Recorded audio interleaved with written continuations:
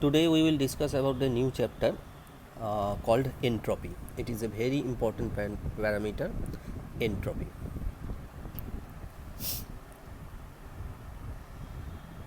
From Carnot cycle, what we have found, Q1 minus Q2 by Q1 equal to T1 minus T2 by T1.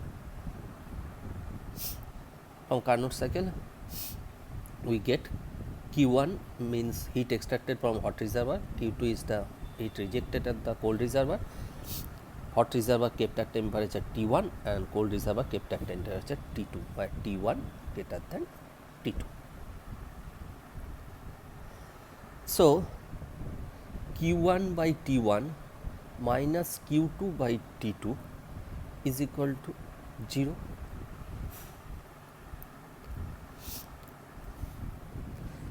Suppose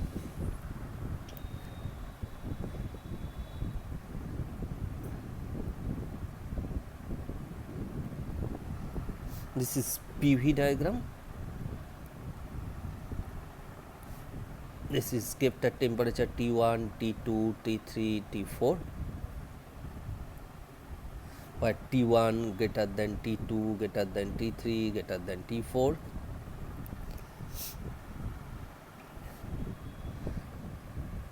Q1 heat extracted from here, Q2 is rejected here, Q3 is here, Q4 is here. So what is happening, n number of Carnot cycles are operating between the isotherms T1, T2, T3, T4. For first process, Q1 it is extracted from the reservoir at temperature T1 and Q2 heat is rejected at temperature T2. And for this cycle, Q2 heat is extracted from the hot reservoir and Q3 heat is rejected at the cold reservoir T3. For this cycle, Q3 heat is absorbed from hot reservoir T3 and Q4 is rejected at T4. So what we are doing, the number of Carnot cycles, n number of Carnot cycles are operating between the temperatures T1 to Tn. So we can write from this equation 1, that means Q1 by T1 equal to Q2 by T2 equal to Q3 by T3 equal to ... equal to Qn by Tn. So summation over Qi by Ti equal to 0, I is equal to 1 to n. So what we are getting, that in passing from one adiabatic process to another, either by absorption or rejection of heat, Q1 by T1, Qi by Ti equal to constant for any reversible cycle. So Qi by Ti is equal to constant for any reversible cycle. That means Q1 by T1, Q2 by T2, Q3 by T3. So Qi by Ti equal to constant for any reversible cycle. So what does it mean?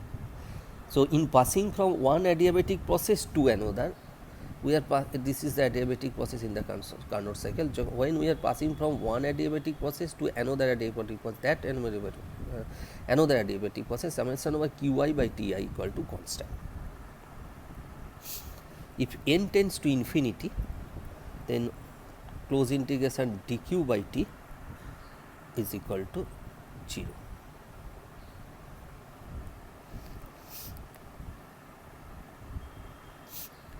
So for any reversible cycle, close integration dq by 2 is equal to 0. This is valid for reversible cycle. So for any reversible cycle, close integration dq by t is equal to 0. This is known as the Clausius theorem. This is Clausius theorem. The quantity q by t or dq by t, this is the quantity q by t or dq by t, is remain unchanged in a reversible cycle is called entropy of the system. So, the quantity q by t or dq by t that remains constant in a reversible cycle, and this quantity is called entropy of the system, Ts. Entropy, so the entropy is specified by S, and for any reversible cycle entropy remains constant. Clausius first realized the importance of introducing a new thermodynamic function called entropy, and he restated the second law of thermodynamics that will come, I will come later. So, what Clausius found that for any reversible cycle, closed integration when dq by t, the parameter dq by t or q by t remains constant, and this quantity is called entropy of the system, Ts. It is designated as ds or S. S is the entropy of the system. And entropy is a real physical quantity like pressure, volume, temperature in thermodynamic system.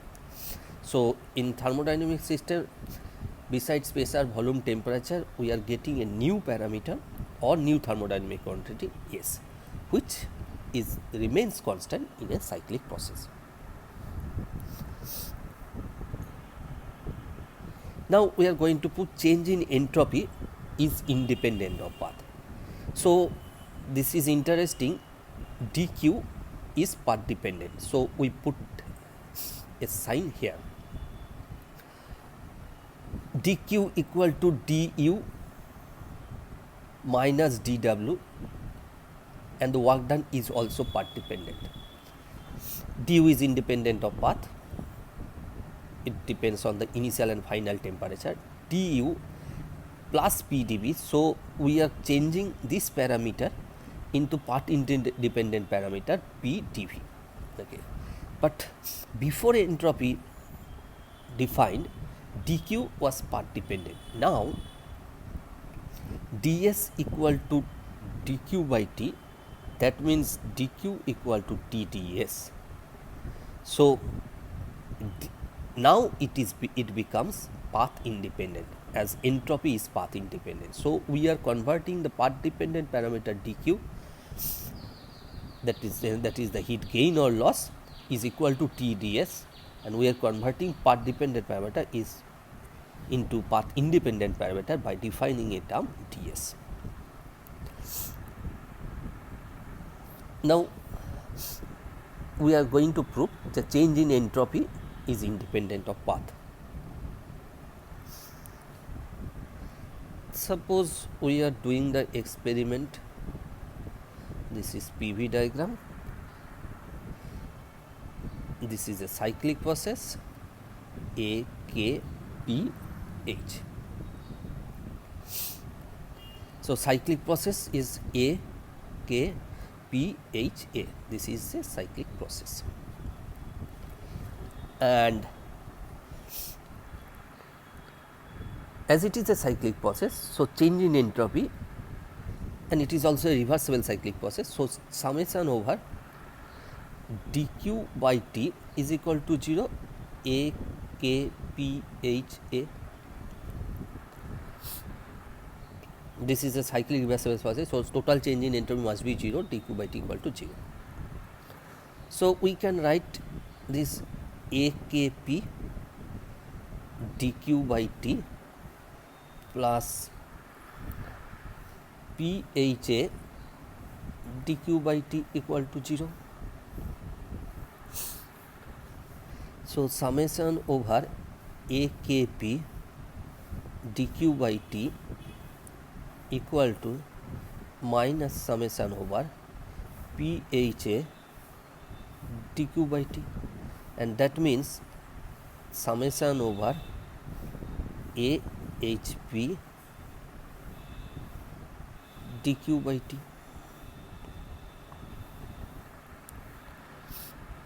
So, change in entropy, if we go through this path AKP from A to P, or we going to the point P through this path AHP, the change in entropy is same.